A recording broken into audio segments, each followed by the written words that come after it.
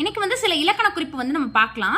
First வந்து மாக்கடல் அப்படின்றது வந்து ஒரு உரிச்சொத்தொடர்.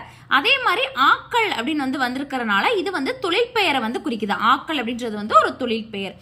பொன்னே போல் போல் அப்படின்ற ஓம உறுப்பு வந்து வந்திருக்கிறனால இதுல வந்து இலக்கண குறிப்பு எது அப்படின்னு கேட்டாங்கன்னா வந்து ஓம உறுப்பு அப்படின்னு வந்து வருது. அடுத்தது மலர்க்கை. மலர்க்கை அப்படின்றது வந்து ஒரு ஓமை தொகை. மலர் போன்ற கை அப்படின்னு வந்து குறிக்குது. அதனால வந்து இது வந்து ஒரு ஓமை தொகையா வந்து வருது.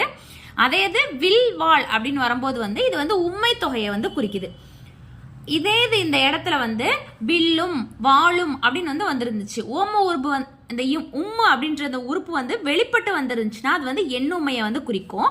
அதே இது அப்படின்ற உறுப்பு வந்து மறைந்து வந்திருக்கிறனால இது வந்து இங்க உண்மை தொகையை வந்து குறிக்குது. இலக்கண குறிப்புல 2 டைப்பா வந்து வரும். இந்த மாதிரி வந்து வெளிப்பட்டு வந்துருந்துச்சுன்னா எண்ணுமையில வரும். அதே இது அந்த அப்படின்ற தொடர் வந்து மறைந்து வந்துருந்துச்சுன்னா அது வந்து உண்மை தொகை அப்படின்னு வந்து குறிப்பிடுவாங்க. மலர்க்கை மலர் போன்ற கை அப்படின்னு குறிக்கிறனால இது வந்து உவமை தொகையில வந்து வருது. தவிர்க்க ஒண்ணா அப்படின்னா வந்து ஈறுகட்ட எதிர்மறை பெயரெச்சம். இந்த இடத்துல வந்து ஈறுகெட்டு வந்திருக்கனால இது வந்து ஈறுகட்ட எதிர்மறை பெயரெச்சத்துல வந்து வருது. மாக்கடல் அப்படின்றது உரிச்சொற்றொடர். ஆக்கள்னா தொழில் பெயர். பொன்னே போல் போல்ன்றது ஓம உறுப்பு. அதனால வந்து இது ஓம உறுப்புல வந்து வந்துருது.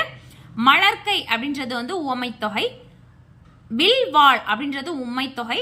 அதே இது வில்லும் வாளும் அப்படின்னு வந்துருந்துச்சுன்னா எண்ணுமை. தவிர்க்க ஒண்ணா அப்படின்றது வந்து ஈறுகட்ட எதிர்மறை பெயரெச்சத்துல வந்து வருது.